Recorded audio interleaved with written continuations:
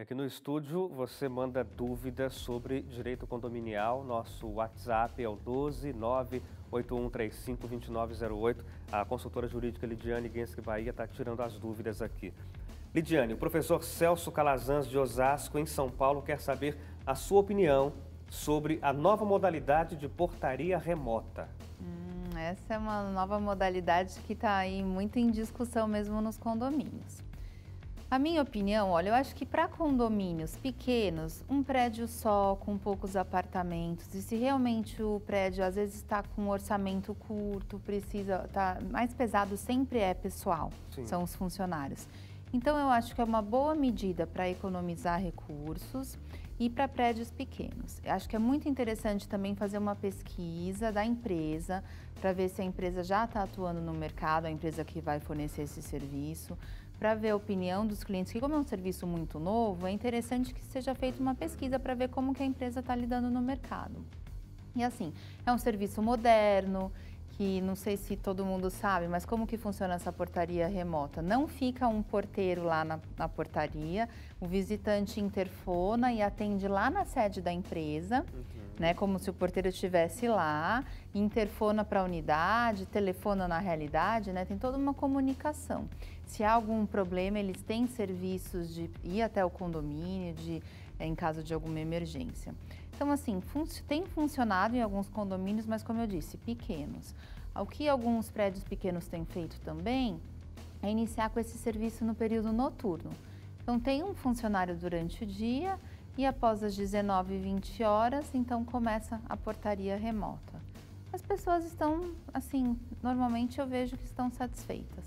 Pelo menos barateia o custo, Sim. Inclusive pode reduzir a taxa. Porque condomínios pequenos têm esse problema, né? São poucas unidades, às vezes tem 2 inadimplentes, já fica um absurdo para os outros terem que ratear. Então toda a economia é bem-vinda. Certo. O Wellington, de Nova Odessa, em São Paulo, disse que a história dele é complicada, Lidiane. Ele disse que comprou uma casa e no contrato, quando comprou, disse que seria dentro de um condomínio fechado. E, inclusive, já tinha ali determinado o valor do condomínio. Só que quando as casas foram entregues, o condomínio não foi fechado. Então, parece um bairro comum. A dúvida dele é a seguinte: se ele pode ter problemas futuramente e vir a ser cobrado o condomínio dele, porque ele diz que ele não está pagando o condomínio, porque o condomínio, segundo ele, não existe. Nossa, é bem estranho mesmo, atípico esse caso. Acho estranho também que o valor do condomínio esteja no contrato, que normalmente isso não consta no contrato. Mas assim, se ele realmente comprou uma casa que está no contrato, que é em condomínio fechado, ele tem que entrar em contato com a construtora, com a incorporadora, contratar um advogado, notificar extrajudicialmente, primeiro pedindo explicações, né? Informações sobre o porquê não está em condomínio fechado. Se não está em condomínio fechado, a princípio ele não deve nada mesmo. Tem que ver se às vezes lá não é um bairro que talvez seja uma associação de moradores, a prefeitura não deu alvará para construir um condomínio. Mas a primeira coisa, contratar um advogado e notificar extrajudicialmente para que, com base no contrato, a construtora e a incorporadora forneçam para ele informações do porquê não foi entregue como prometido. Certo.